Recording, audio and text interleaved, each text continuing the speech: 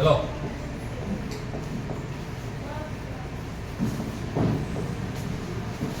आज हम लोग पढ़ेंगे प्रोटोजोआ। जैसा कि इसका नाम ही है प्रोटो मीन्स होता है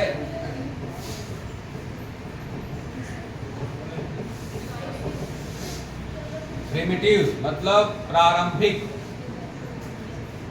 मतलब ऐसा जीव जो एकदम सिंपल हो। प्रारंभिक इस सेंस में कि उसका जो संरचना है वो एकदम साधारण। तो प्रारंभिक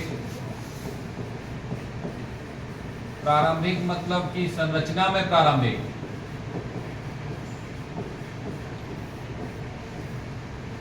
और बहुत सारे जीव हैं जो मल्टी सेलुलर हैं, एक सेल में एक सेल जुड़ के सेल आपस में कोऑर्डिनेट करती हैं और सारे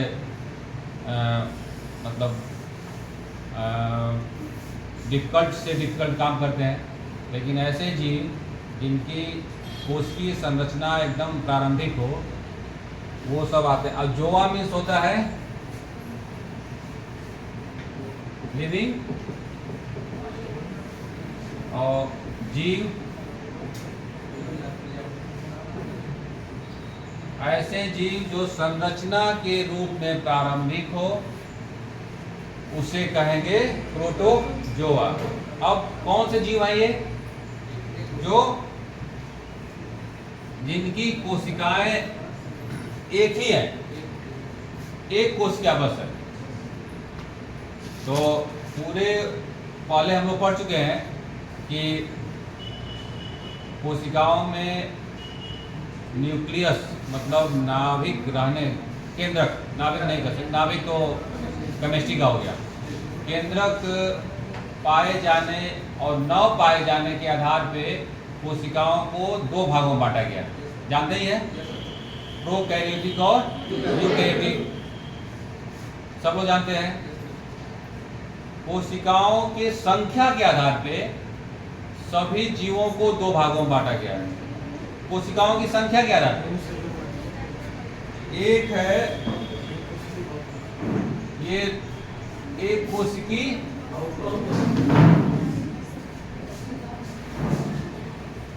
ये जीवों का विभाजन है। और वो क्या है? कोशिका का विभाजन है। यूकैरियोटिक और प्रोकैरियोटिक कोशिका का विभाजन है, और एक क्या है? जीव का विभाजन है। जीव दो प्रकार के हैं, एक कोशिकीय जीव और बहुकोशिकीय।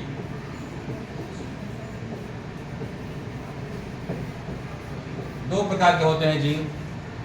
अब ऐसे जीव जिसमें केवल एक ही कोशिका है तो उस सभी जीवों को कहते हैं प्रोटोजोआ। ये महत्वपूर्ण ग्रुप है जो प्रोटोजोआ का, जिसमें एक कोशिकीय जीव ही पाए जाते हैं। या तो वो पौधे हो या फिर जंतु हो। जंतुओं की भी कोशिका एक कोशिकीय है और पौधों की भी कोशिका एक कोशिकीय है। ऐसा है बहुत सारे, जैसे आप अब उसमें बीच वाले भी हैं। कुछ ऐसे एक जीव है जिसमें पौधों की भी विशेषता पाई जाती है और जंतुओं की भी विशेषता पाई जाती है। जानते हो तुम? जैसे है एक यूग्लिना, एक कोशिकीय जीव है। अब एक कोशिकीय जीवों में सबसे फेमस जीव कौन है? जो एक ही कोशिका है, हर किताब में है, सभी जगह। कौन है? ये तो बहुत फेमस एक कोशिकीय है, लेकिन यूग्लिना भी अमीबा से थोड़ा सा कम फेमस है। यूग्लिना की विशेषता ये है कि जब उसके आसपास खाना अवेलेबल रहता है, ऐसे इन्वायरमेंट में रहता है जब आसपास खाना ज़्यादा है तो वो एनिमल की तरह बिहेव करता है। अब एनिमल की विशेषता क्या है कि खाने के लिए दूसरे पे डिपेंड, वो परपोषी है। एनिमल सारे परपोषी हैं, वो खाना अपना बनाते नहीं, जैसे पौधे बना लेते हैं। तो ये जब उसके आसपास खाना बनाया तो वो क्या हो जाता है, परपोषित रहता है। आसपास खाना कम हो गया तो इसकी कोशिका में, इसकी कोशिका ऐसे होती है इस तरह, मान लो न्यूक्लियस है, यूग्लिना, ग्लिना मीन्स होता है आई, यू मीन्स आप जानते ही हैं, यू मीन्स ट्रू, यहाँ पे आई जैसा एक स्पॉट, इसी से कहा जाता है यूग्लिना। तो यूग्लिना जब आसपास खाना कम हो गया, अपने आप इसमें क्या आ जाता है, क्लोरोफिल। अब जब क्लोरोफिल आ गया तो सूर्य के प्रकाश से नाकाम उसका खाना बनना स्टार्ट हो गया। तो इसको कहा जाता है कि एनिमल और प्लांट के बीच की ये इसमें घूमता रहता है, कभी एनिमल बन गया कभी प्लांट बन गया। ऐसे भी एक कोष की जीव है जो क्रांतिकारी है, कभी उधर चले गए कभी इधर चले गए, कभी उस क्लास में बैठे कभी इस क्लास में बैठे, आराम से, कोई दिक्कत नहीं। तो ये यूग्लिना की विशेषता है। इसके अलावा जितने भी एक कोष की जीव हैं, या तो वो एनिमल्स में है या फिर प्लांट में। अब एनिमल्स किसी को कह रहे हैं, एनिमल्स मतलब इस सेंस में कि एनिमल्स की वो परपोषी है, उस सेंस में कह रहे हैं कि पोषण के दृष्टि पे,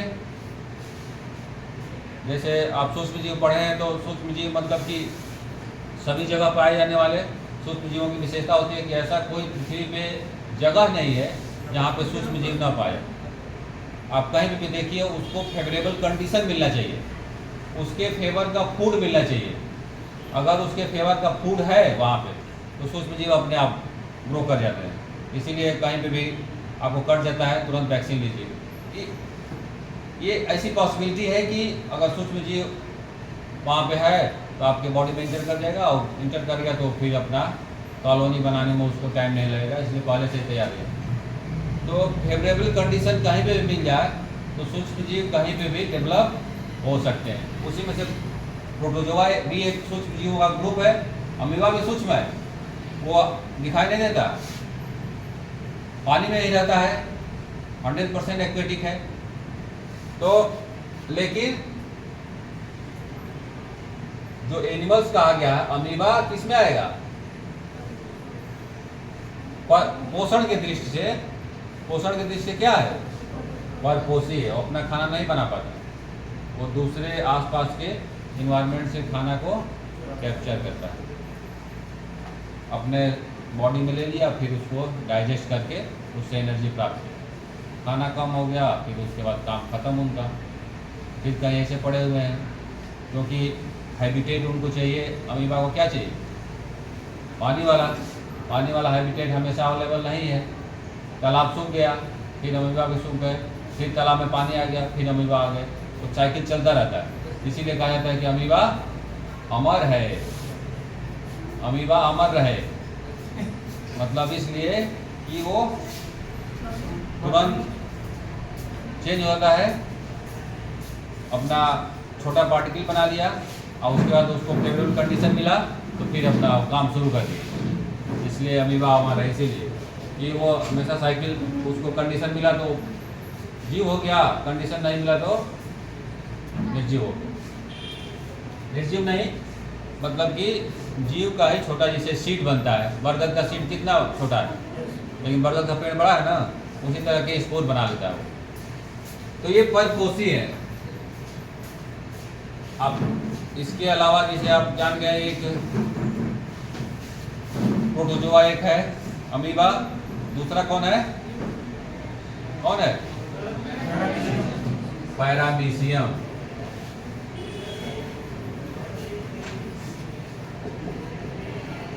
पैरामीशियम भी एक प्रोटोजोआ है, सुने हो तुम लोग? और कौन है, और एक बताओ, और एक है क्लेमाइडोमोनास।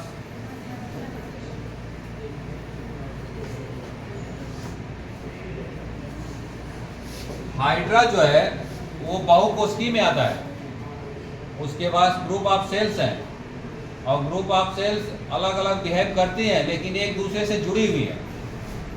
ये प्रोटोजोआ की विशेषता ये है कि सेल एक दूसरे से जुड़ी नहीं हुई है, सारी सेल एक दूसरे से अलग है और अलग अलग उनका कोई कॉम्बिनेशन नहीं है। मतलब एक ही सेल पूरे जीव के कैरेक्टर को परफॉर्म करती है, समझ रहे हो। एक ही सेल,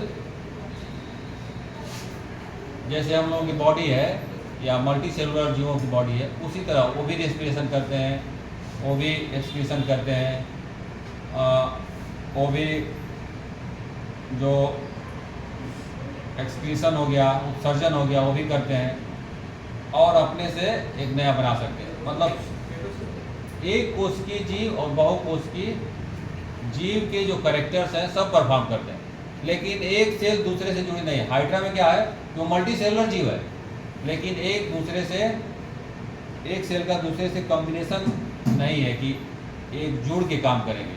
सारी सेल एक दूसरे एक ही काम करती हैं अलग अलग, लेकिन एक दूसरे से जुड़ी हुई है, इसलिए वो इसमें नहीं है, प्रोटोजोआ में नहीं आएंगे, वो दूसरा ग्रुप है, समझ रहे हो। तो पैरामीशियम, क्लेमाइडोमोनास, अमीबा और हो गया ये यूग्लिना।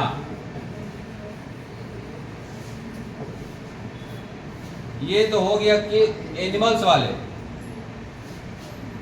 क्लेमाइडोमोनास किस में आएगा? प्लांट में। ये इसके पास क्लोरोफिल है और क्लोरोफिल उसको भोजन बनाने में सहायता करता है। तो प्रोटोजोआ का एक ऐसा ग्रुप है जिसमें पौधे और जंतु दोनों पाए जाते हैं, लेकिन दोनों क्या होना चाहिए? एक कोशिकीय होना चाहिए, बहुकोशिकीय नहीं। इसीलिए इसको कहा गया है प्रोटोजोआ। एक कोशिकीय। अब क्लेमाइडोमोनास एक कोशिकीय है। बहुत ऐसे पौधे हैं, आप चारों ओर देखते हैं तो जो बहुकोशिकीय हैं, लेकिन बहुकोशिकीय में भी कुछ पौधे ऐसे हैं जिसमें जाइलम फ्लोएम नहीं पाया जाता। जाइलम फ्लोएम जिसमें पाया जाएगा वो तो बहुकोशिकीय जानते ही हैं, लेकिन समुद्र में या पानी में पाए जाने वाले ऐसे पौधे हैं जो एक कोशिकीय हैं। उसी में से एक है क्लेमाइडोमोनास। और कोई है? और एक स्पाइरोगाइरा। ये सब क्या है? ये सब उसमें भी आते हैं। एक और ग्रुप है जो हम लोग पढ़े हैं सूक्ष्म जीवों का, जिसका नाम है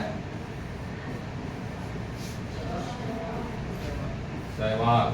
लेकिन ये एक कोशिकीय है, इसलिए इसको रखा गया है प्रोटोजोआ में, उसमें नहीं देखा। शैवाल बहुकोशिकीय भी होते हैं, बहुत बड़े बड़े शैवाल हैं। ऐसे ऐसे बड़े बड़े शैवाल हैं कि उनके शैवालों के नाम पे ही रखा गया है उस एरिया का नाम। जैसे समुद्र का नाम रखा गया सारगैसो सी, सुने होंगे। सारगैसो सी शैवालों के नाम पे है। सारगैसो नाम का शैवाल उसमें पाया जाता है, इसीलिए उसका नाम रख दिया गया सारगैसो सी। रेड सी भी ब्लू ग्रीन एल्गी है, उसी के कारण रेड रहता है। अब समझ लो कि समुद्र में कितने बड़े बड़े शैवाल पाए जाते हैं, जो उस पूरे एरिया का नाम उसी के नाम पे रखा गया। समुद्र में बहुत सारे शैवाल पाए जाते हैं। तो ये हो गया कुछ उदाहरण एक कोशिकीय जीव के। ये परपोषी है और ये क्या है? स्वपोषी है। पौधे हैं मतलब स्वपोषी।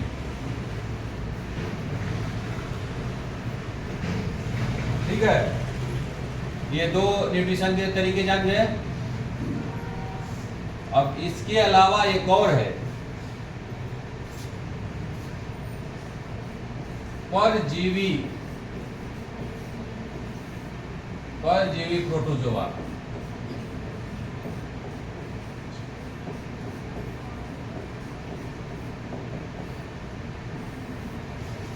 क्योंकि पौधे आपके पास क्लोरोफिल है तब तो खाना बनाने की कोई दिक्कत नहीं है, आराम से खाना बनाए, चुपचाप कहीं ना कहीं पड़े हुए हैं दीवार पे, ईंट पे। आप देखिए ईंट पे भी ईंट का रंग हरा हो जाता है बरसात में, वो पौधे ही हैं जो पानी मिला उगाए और हरे हैं। अब हरे हैं तो उनको खाना बनाने में कोई दिक्कत नहीं है, आराम से खाना बन रहा है। अब जो परपोषी हैं, तो परपोषी में तो कंपटीशन है, मारपीट है, हम खाना लेंगे, हम खाना लेंगे, हम खाना लेंगे। तो जो परपोषी हैं, आसपास खाना नहीं मिला, खाना मिलना आसान है, दिक्कत है, आसपास खाना नहीं मिला तो क्या हो गए, परजीवी हो गए। वो अपना खाना क्या करते हैं, चुराते हैं, चुरा लिए दूसरे से, उसको पता ही नहीं है, पता लगा बाद में जांच हुई तो बोले इसमें तो बैक्टीरिया आ गया, इसमें तो एक प्रोटोजोआ आ गया। तो कुछ प्रोटोजोआ है जो परजीवी है। अभी तक हम लोग देखें कि प्रोटोजोआ क्या है, या तो परपोषी हैं या फिर स्वपोषी हैं। लेकिन परजीवी मतलब दूसरे जीव पे भोजन के लिए आश्रित, दूसरे जीव पे सबसे उसमें फेमस एक प्रोटोजोआ परजीवी है जो दूसरे जीव पे आश्रित है, सबसे फेमस है, चारों ओर है, उसका चर्चा भी होती है। इसका नाम है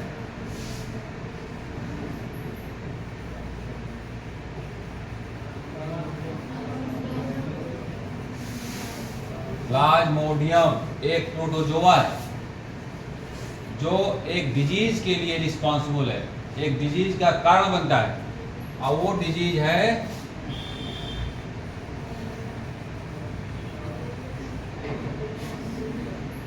मलेरिया। मलेरिया का नाम सुना है ना, आप सुने होंगे। बहुत सालों तक इसको हम लोग जान ही नहीं पाए कि ये कौन है, कहाँ से आता है, किधर इसका घर है, कैसे बुखार ला देता है, बहुत सालों तक। इसीलिए इसका नाम भी पहले का रखा हुआ है। इसका नाम देखिए, MAL मतलब मॉल में जाते हैं मतलब कि डर्टी, और एरिया मतलब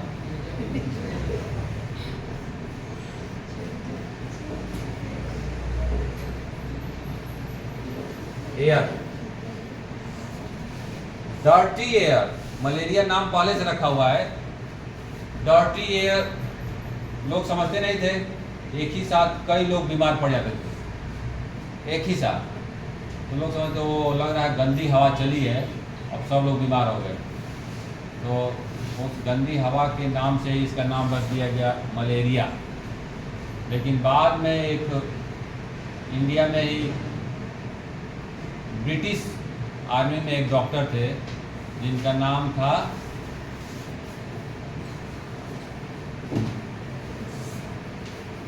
रोनाल्ड रॉस।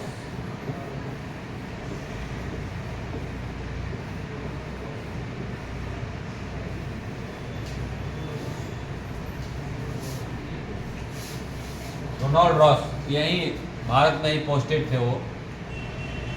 उन्होंने इस पे काम किया और बहुत सारे मच्छरों को मार के उसका ऑब्जर्वेशन किए माइक्रोस्कोप से, उसके पेट का। अब समझ लो मच्छर का पेट का ऑब्जर्वेशन कितना मुश्किल होगा। उन्होंने पाया कि जिस एरिया में मलेरिया फैला है उसके कुछ मच्छरों के इंटेस्टाइन में कुछ चेंजेज हैं, और उस चेंजेज के आधार पे उन्होंने निष्कर्ष निकाला कि मलेरिया जो है मच्छरों से फैलता है, इसलिए मच्छर से बचेंगे तो आप मलेरिया से बच सकते हैं। मलेरिया को मच्छर से कनेक्ट करने वाले ये पहले वैज्ञानिक थे, और बहुत मतलब मेहनत करके वो कभी कभी रात भर माइक्रोस्कोप से देख, मच्छर का इंटेस्टाइन अब समझ लो कि कितना मेहनत रहता होगा।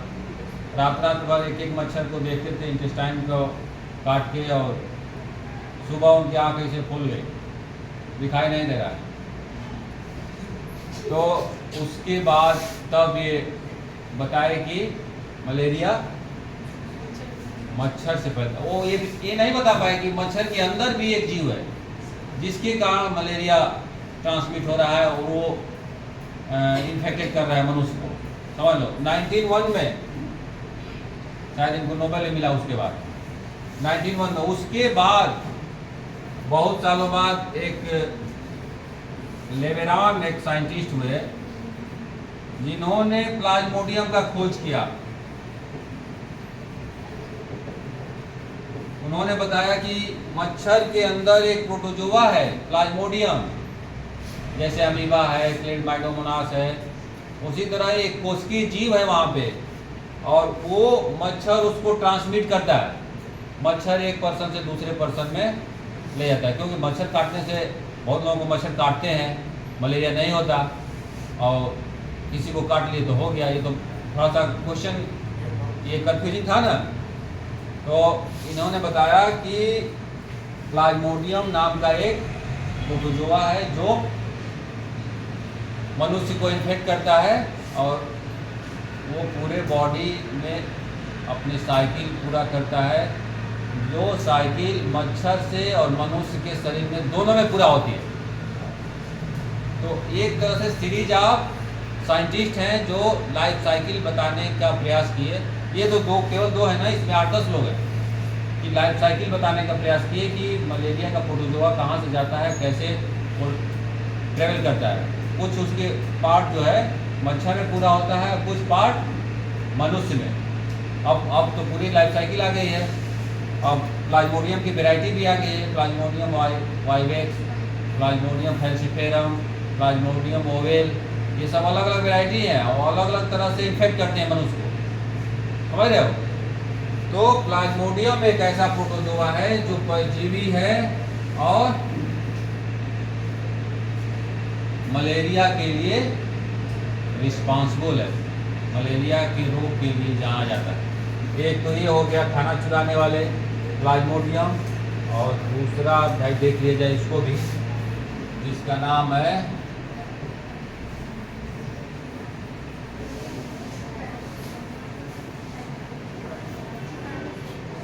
ट्रिपैनोसोमा, जिसका नाम है, ये भी एक प्रोटोजोआ है, ये कोशिकी, और इससे होता है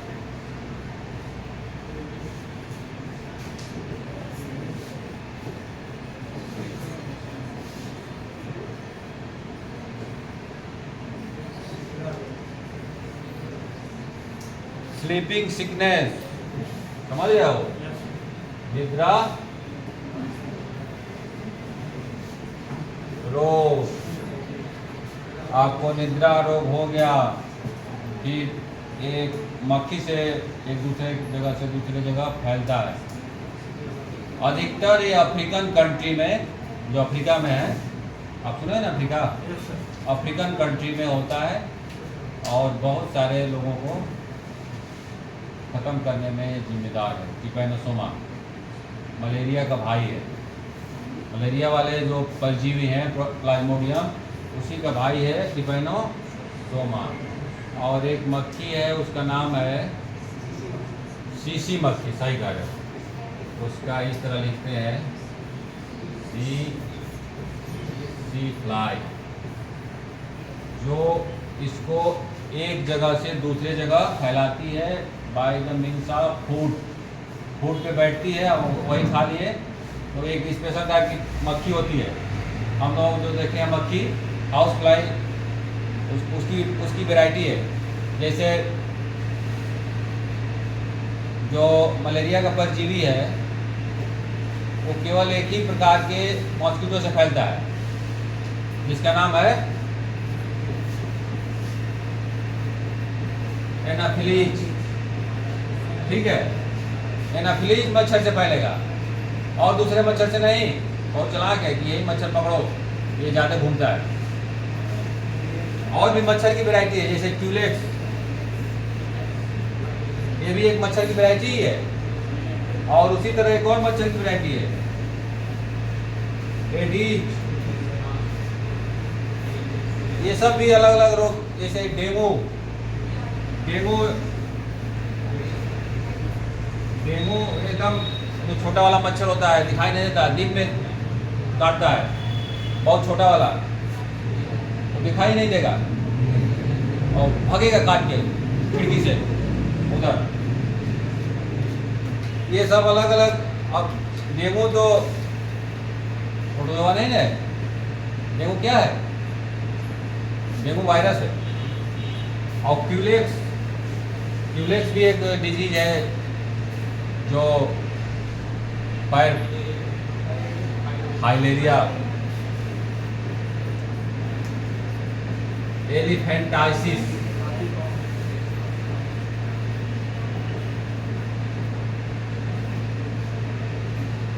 अलग अलग मच्छर। जैसे अब एनाफिलिस पे ज़्यादा लोड पड़ जाएगा तो वो कंफ्यूज हो जाएगा। परजीवी भी अलग अलग मच्छर पकड़े हुए हैं। ये वाला मच्छर हमारे जिम्मे है, डेंगू वाला।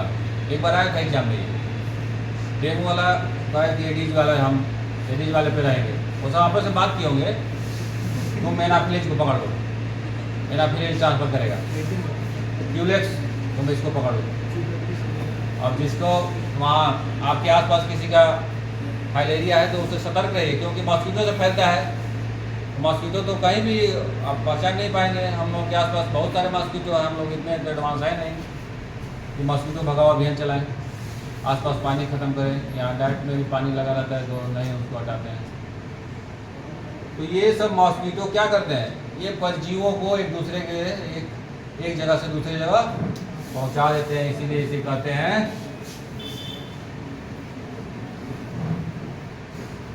वेक्टर। वेक्टर और भी कहते हैं इसे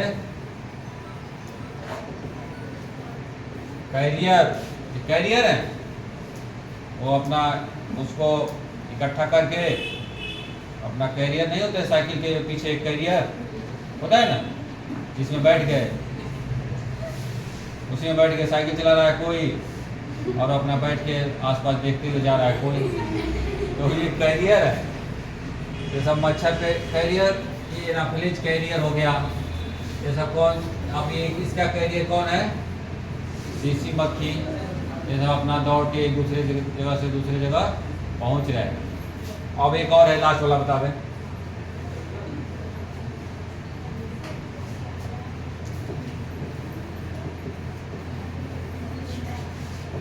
लिस्मेनिया, जिसे है कालाजार। ये भी एक प्रोटोजोआ से होने वाला, लिस्मेनिया नाम है उस प्रोटोजोआ का। प्रोटोजोआ से होने वाली बीमारी है जिसमें बुखार आता है और स्किन पे काले काले धब्बे पड़ जाते हैं, ब्लैक स्पॉट, इसीलिए इसको कहते हैं कालाजार। ठीक है। और ये फैलती है, एक बालू मक्खी है,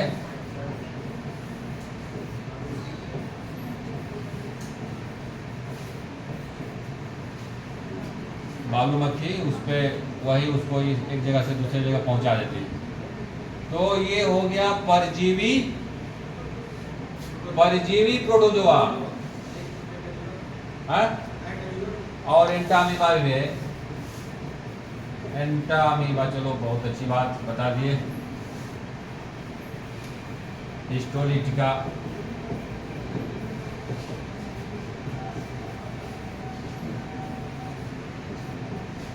ये जो है हम लोगों के डिसेंट्री के लिए रिस्पॉन्सिबल है। इंटेस्टाइन में चला गया तो आपको लूज मोशन होता रहेगा और हमेशा आप विजिट करते रहेंगे टॉयलेट में।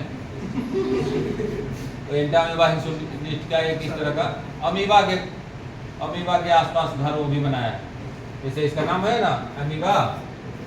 और एंटामीबा इसीलिए दिया गया है, ये एलिमेंट्री कैनाल में रहता है। एलिमेंट्री कैनाल से रिलेटेड उसका नाम जोड़ दिया गया कि तुम उसमें रहते हो, उसका एंटामीबा हिस्टोलिटिका। ये भी परजीवी है, परजीवी है, इसीलिए इन सब के ग्रुप में अपना घूम रहा है। अमीबा परजीवी नहीं है, वो परपोषी है लेकिन परजीवी नहीं है। ठीक है। तो ये हो गया प्रोटोजोआ से होने वाले कुछ बीमारियां और उसके मोड ऑफ न्यूट्रिशन के क्रम में वो कौन कौन से न्यूट्रिशन अडॉप्ट करते हैं। तो आप जान ही गए। आज के लिए बस इतना ही। काम खत्म, कहानी खत्म।